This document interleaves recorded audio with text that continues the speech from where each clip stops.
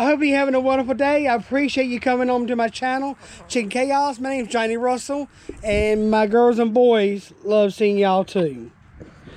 Today I'm going to show y'all how to make a DIY homemade flop block for your chicken, especially in wintertime. I live here in eastern North Carolina. It doesn't get super cold, but it can get a little cold at night. But this flop block will help with nutrients of your chicken, give them extra nutrients. The big feed companies do make the salt blocks, but you don't know what's in them.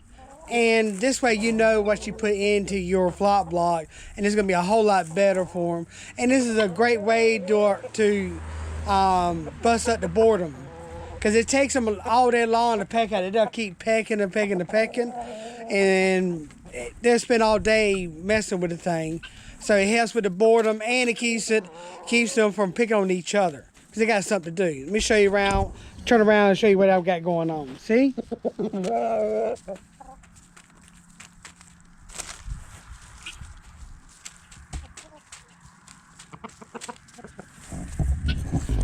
So how exciting is that? You get to make your own and you know what's in it. So let's go to the kitchen and I'll show you how to make this.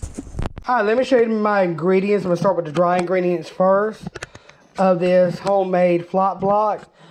You're supposed to have a half a cup of sunflower seed, but I'm using their hen house reserve, the Combash.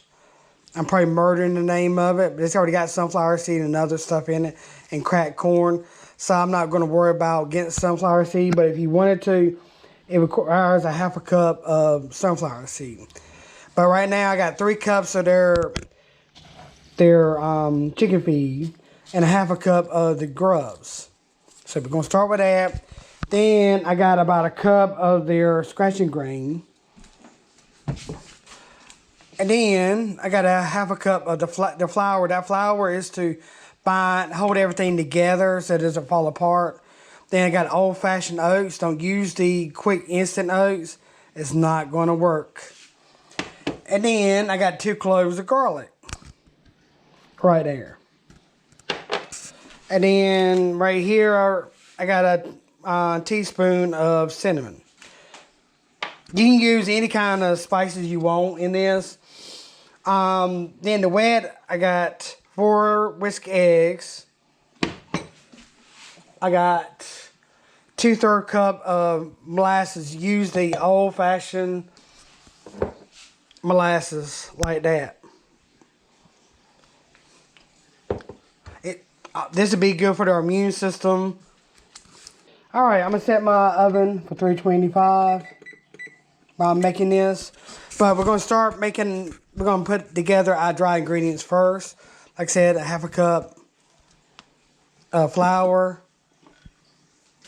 The oats was half a cup. And then the scratching grain was a cup. And then also, I'm gonna mix it all together.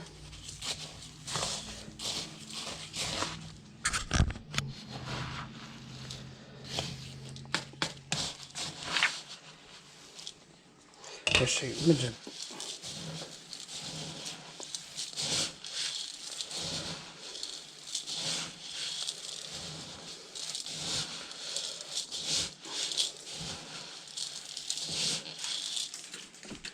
Shoot, I'm making a mess.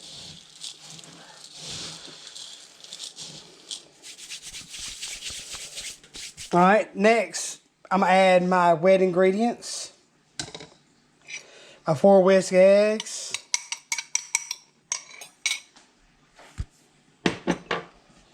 My molasses. Look how black it is. That's real bitter, but it's good for the chickens.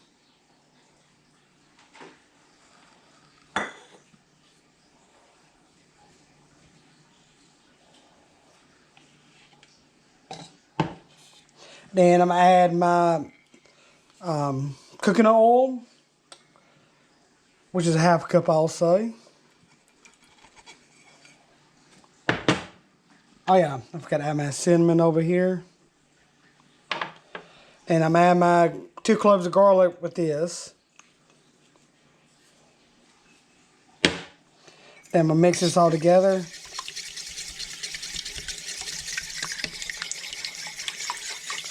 It doesn't have to be perfect or nothing because it's for the chickens.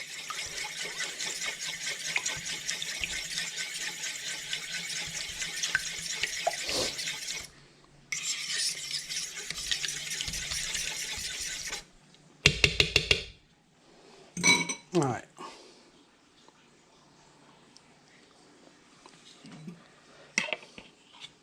Try to get all the molasses as much as I can out of it. It's like tar.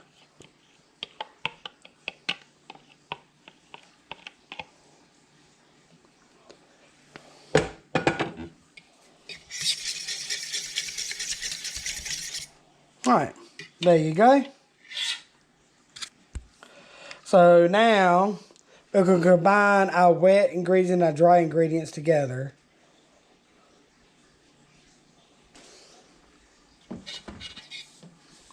You can either pour this into here, into the dry, or vice versa. You can do it either way you want to.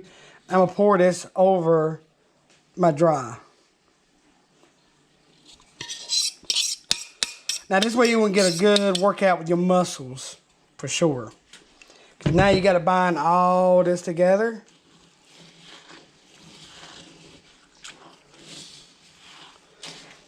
And I suggest using a fork or something so you don't get your hands all sticky.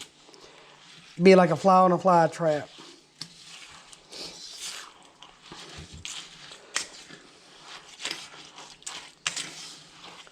Make sure it's mixed in real good. See, some of it right there is dry. Yep.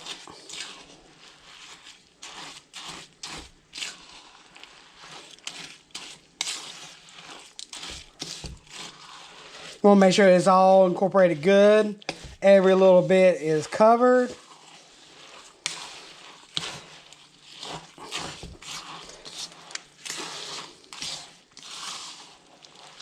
Good God, this is getting harder and harder by the second now.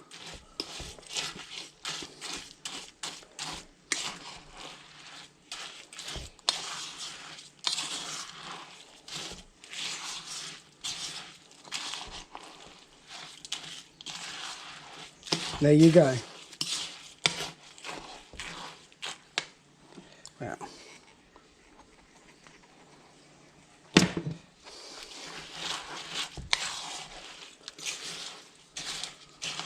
I tell you one thing, it smells good, but I ain't going to eat it.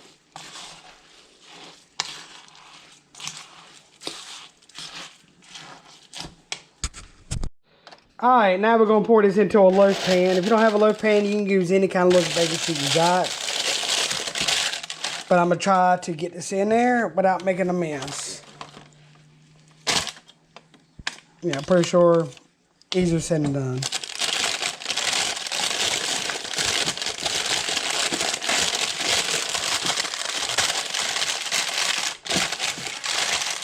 Alright, let's do it this way. Get some in there.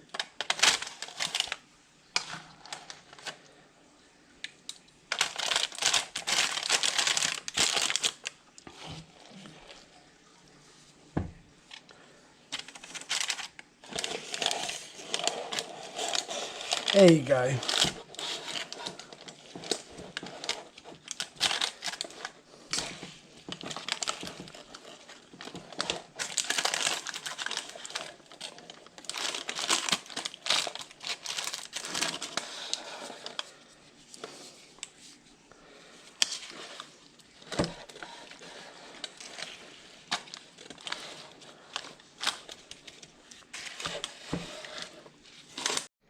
Alright, I made a little too much of it, so I've divided it in two different muffin pans. My stove is preheated, so we're going to put it in here. Ooh, it was hot. And there's the other one. Look. Looks pretty darn good. There you go. You put that in there for about 35 minutes. So, put the timer on it.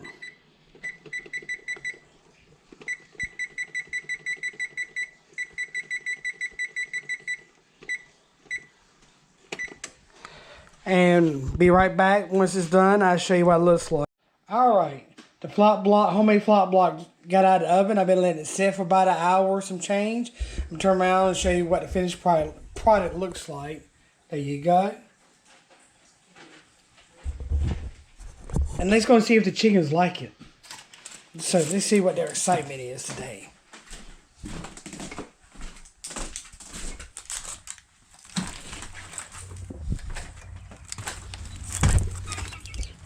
But this is very nutritious compared to what you get in the store. So,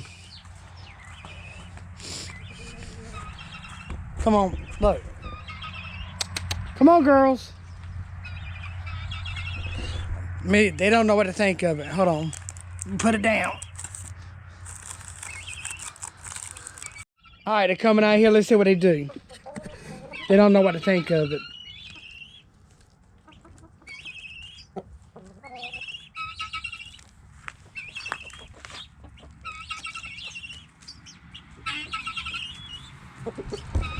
I'm telling you one thing, they love treat time.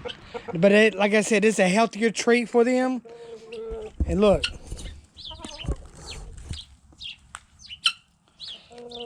You can also break this up to multiple different pieces so they all are not trying to get to one piece.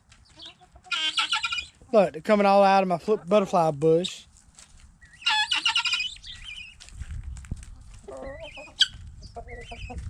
Look, here they all coming. They realize I had some. See, there you go.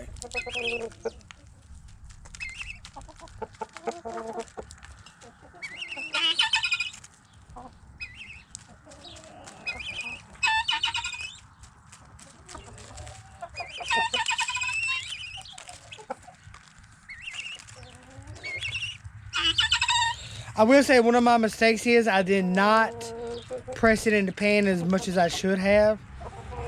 But it's a learning process, that's for daggone sure. And the neat thing about this recipe, you can use whatever ingredients you want and you know what's in it. So I'm gonna turn it back around and show you they're still going at it.